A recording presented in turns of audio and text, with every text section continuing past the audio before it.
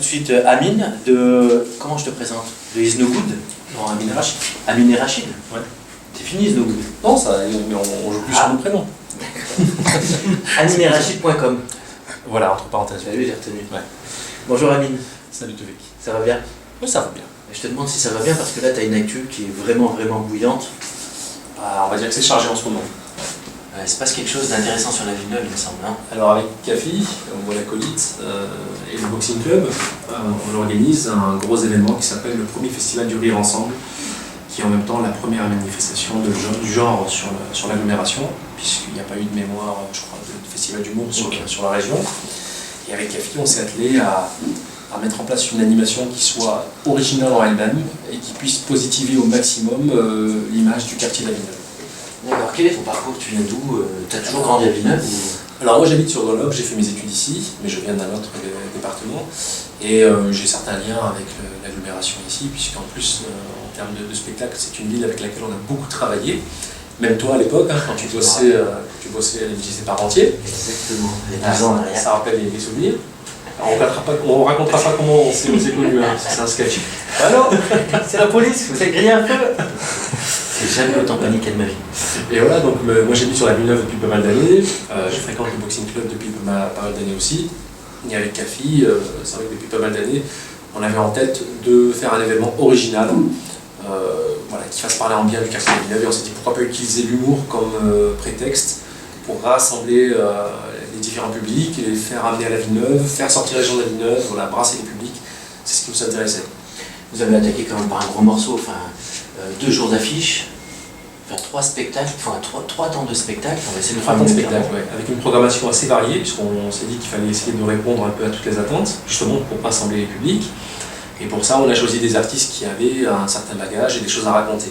Voilà, on n'a pas voulu faire une programmation café-théâtre, ça ne nous intéressait pas du tout. Nous, il nous fallait des gens qui puissent, par leurs origines, leur parcours, raconter un petit peu leurs différences sur scène.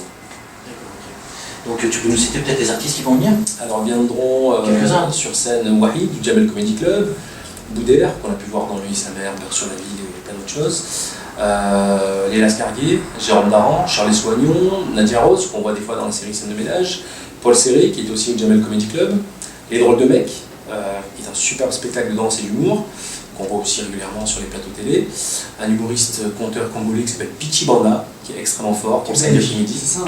Pardon? Il est belge. Il vient de Belgique, Ah, c'est un réfugié politique.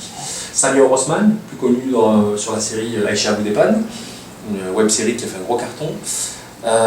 Voilà, qui donc encore, il y a tellement Tariq, l'animateur aussi à Peur FM, et plein d'autres. En surprise, Jonel Jam, qui est le co-auteur de Kev Adams par exemple, Callaghan, qui lui joue beaucoup aux États-Unis, voilà, c'est du très beau monde. Du coup, quand tu sollicites tous ces gens-là, déjà ça représente, quand tu le vois avec l'extérieur, ça représente un budget colossal, j'imagine? Non, au contraire, c'est le fait que ce soit tous des connaissances et des amis à nous, ça a été beaucoup plus facile pour les convaincre.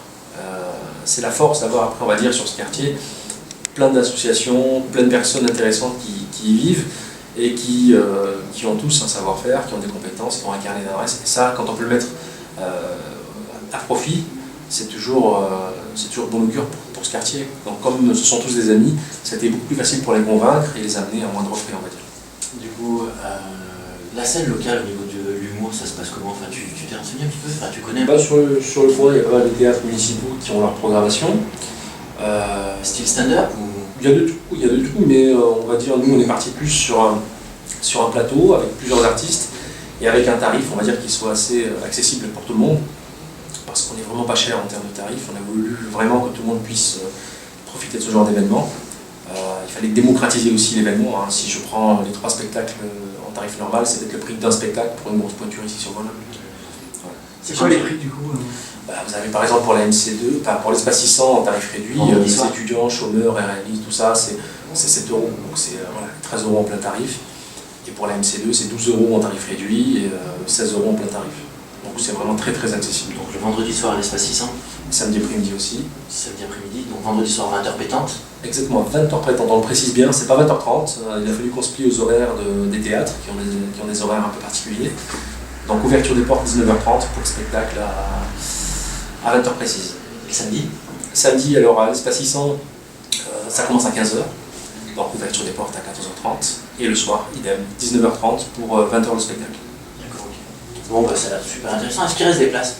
Alors il reste très très peu de place pour le vendredi soir, il en reste une vingtaine, donc je pense que ça va vite partir dans la journée.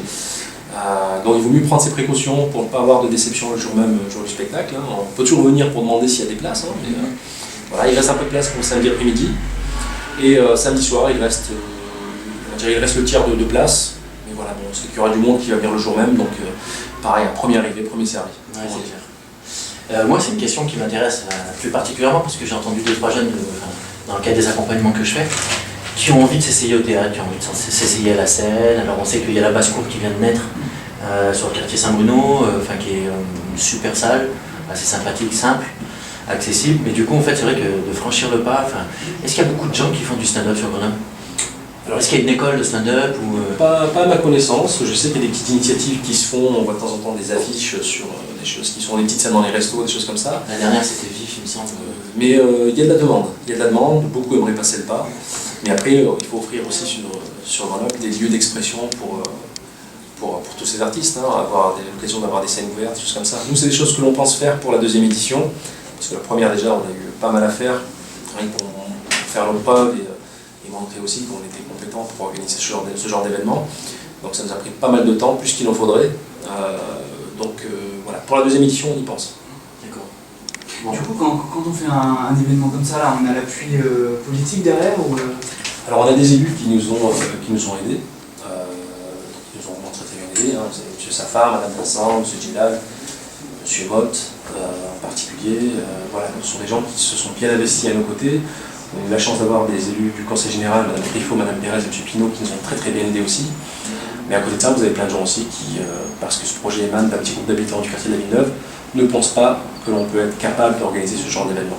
Voilà, on est un petit peu pris de haut, on est un petit peu mis sous tutelle, on a l'impression quand on s'adresse à nous, on remet toujours un petit peu à notre place en nous disant nous sommes les professionnels, nous avons les compétences. Et voilà, alors que pour certains, ce qui nous différencie d'eux sur le côté professionnel, c'est la fiche de paye à la fin du mois, c'est tout. Parce qu'en termes de compétences, je pense qu'on a aussi les nôtres. Cafi a une très très grande expérience dans l'organisation de galas, avec niveau sportif et autres, moins dans le milieu du spectacle. Mais on a l'impression qu'il faut à chaque fois faire ses preuves, prouver que l'on peut organiser, prouver qu'on peut prendre aussi des initiatives. Et c'est difficile parce qu'on a perdu beaucoup de temps avec ça. Allez, c'est pas grave, on va dire que vous faites vos preuves cette année, la première édition. On nous fait un croche-pied, on se relève. On vous suivra sur la deuxième édition. On est tenace. Si vous êtes là, on vous suivra sur la deuxième édition et puis on en discutera un petit peu de ça. Parce que c'est vrai que la condescendance, ça a des limites, quoi. Exactement. Limite du respectueux. Amine, est-ce que tu as encore quelque chose à ajouter? Est-ce que tu veux reparler des dates? Est-ce que tu veux remettre un coup de collier sur... 26 et 27 octobre, vraiment c'est un très très beau plateau avec de très très bons artistes. Pour nous c'est très important parce que on ne veut pas simplement faire une programmation culturelle. Il y a plein de choses qui vont se passer autour. On organise des petites rencontres entre des groupes d'habitants et les humoristes par exemple, avec nos partenaires. On essaye de faire parler au maximum de ce projet parce que c'est un plus pour le quartier de la Villeneuve. En plus, on fêtera par la même occasion les 40 ans du quartier. Donc c'est très important pour nous d'amener des personnalités reconnues sur site à la Villeneuve, des gens reconnus qui fassent parler en bien de ce quartier. Ok, ça marche. Et ben, en tout cas, merci d'être déplacé. Ton timing est super serré. On va dire Je te remercie beaucoup et puis je pense qu'on se reverra. Ouais. On se recroisera, tu me diras comment ça s'est passé. Il n'y a pas de souci. En tout cas, c'est une super chouette initiative, quoi. Merci. C'est beau projet en tout cas. En espérant que du coup il y aura une deuxième, une troisième, une 15e. On espère. Voilà. Du coup, alors top horaire, il est 2h02. On a dépassé un petit peu, 4 minutes, c'est la première fois. Moi je voulais juste, avant qu'on prenne l'antenne, faire un petit coucou à Abdesamad, qui est juste à côté de moi, qui est en train de filmer, et qui justement, peut-être que vous retrouverez ses vidéos sur le site 38 SMS. Ouais, si vous avez envie de voir comment ça se passe dans le studio de News FM sur l'émission Cocktail Militov, n'hésitez pas, 38sms.fr. Voilà, Abdesamad qui a un projet mais il ne veut pas en parler. Il préfère tenir la caméra. On le réinvitera. Un petit mot avant de nous quitter aussi sur la prochaine émission du coup.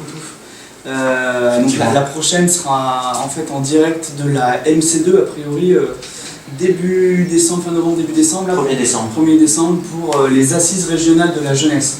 Voilà, on aura un plateau à la MC2, grande classe, donc on vous donne rendez-vous le 1er décembre. On sera là pour couvrir l'événement sur la MC2 bien évidemment, mais surtout pour revenir sur l'ensemble des projets qui se sont déroulés cet été, qui concernent un gros projet qu'a apporté la ville de Grenoble les jeunes et l'international, donc s'intéresser un petit peu à tous ces zones, contrées, la Grèce, etc., qui ont un peu bougé, mais les jeunes, ils sont allés, se sont déplacés, vont nous ramener des vidéos, donc ça serait intéressant que vous veniez voir un peu ce qui s'est passé, le voyage qu'ils ont vécu, et surtout, les jeunes n'ont pas été là-bas pour avoir la bonne parole, le bon savoir-faire, mais juste pour échanger entre deux jeunes qui ont des frontières entre eux, quoi. Voilà, n'hésitez pas, 1er décembre à la MC2, regardez le programme, vous le trouverez sur internet, les assises régionales de la jeunesse. Et quant à nous, Benjamin, on te remercie pour la technique. On refait un big up à l'ensemble des personnes qui ont bien voulu venir sur ce plateau, Cocktail Militov. Rémi, Oui. bye bye. Bye bye. Et puis on se retrouve le 1er décembre. Ouais, ça marche. À bientôt à tous.